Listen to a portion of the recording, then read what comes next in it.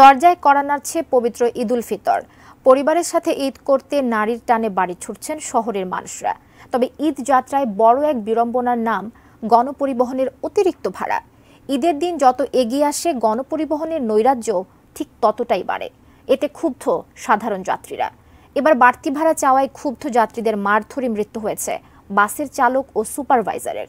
ক্ষোভ আর নির্মমতার সেই কথাই জানাচ্ছেন সহকর্মী SI রাজ। সাভারের আশুলিয়ায় অতিরিক্ত ভাড়া চাওয়াকে কেন্দ্র করে যাত্রীদের মারধরে ইতিহাস পরিবহনের চালক ও সুপারভাইজার নিহত হয়েছে। সোমবার রাতে গাজীপুরের কাশিমপুরে অবস্থিত শেখ ফজিলাতুন্নেসা মুজিব মেমোরিয়াল KPJ বিশেষায়িত হাসপাতালে চিকিৎসাধীন অবস্থায় তাদের মৃত্যু হয়। এর আগে দুপুরে আশুলিয়ার নবীনগর চন্দ্রা মহাসড়কে ঢাকা রপ্তানি প্রক্রিয়াকরণ এলাকায় এ মারধরের ঘটনা ঘটে।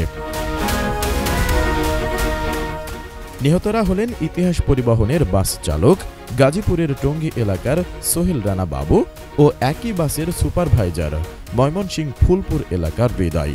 তারা বর্তমানে রাজধানীর মিরপুরে বসবাস করে আসছিলেন।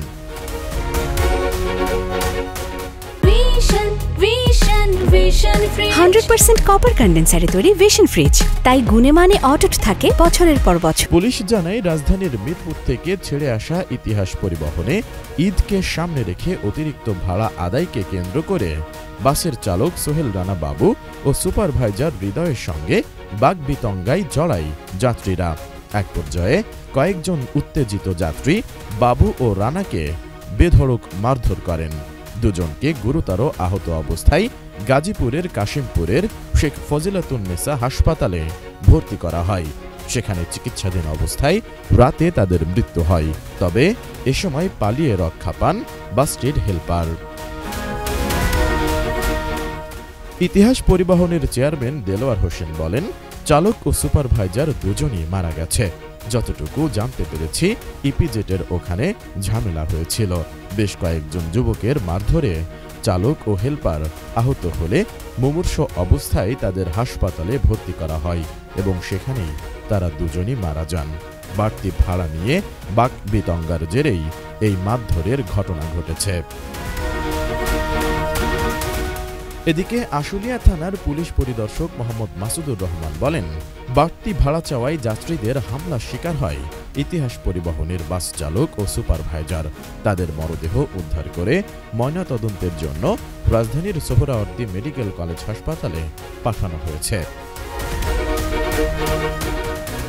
অন্যদিকে নিহত হৃদয়ের বড় ভাই জানান, একজন যাত্রী মিরপুর থেকে গাড়িতে ওঠেন। রাস্তায় ভাড়া নিয়ে তার সঙ্গে বাকবিতণ্ডা হয়। ভাড়া 20 টাকা বেশি নিয়ে কথা কাটাকাটি হয়। বাসটি ইপিজেট এলাকায় পৌঁছালে 20 থেকে 25 জন যুবক গাড়িতে উঠে তার ভাইকে মারধর করে মেরে ফেলে। এরপর চালককেও তারা মারধর করে। SI রাজ, ATN নিউজ।